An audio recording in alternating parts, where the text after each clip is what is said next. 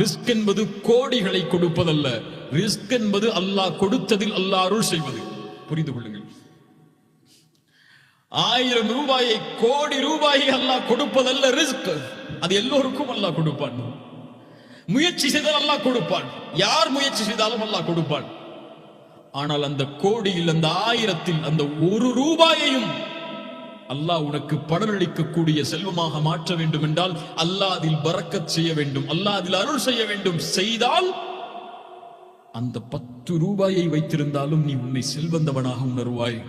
கோடியை வைத்திருந்தாலும் அல்லாஹ் அதில் அருள் செய்யவில்லை என்றால் இன்னும் எதை சம்பாதிக்கலாம் என்று ஓடிக்கொண்டே இருப்பாய் மறுமை வரை, மரணம் வரை. மரணம் வந்தால் அவள்தான் கபரில் விழுந்து விடுவாய். உள்ளத்தால் செழிப்பாக்குவான். யாருக்கு இது கிடைக்கும்? மறுமையை நோக்கமாக கொண்டு உலகத்திலே வாழ்பவர்களுக்கு. அவர்களுடைய காரியங்களை எல்லாம் அல்லாஹ்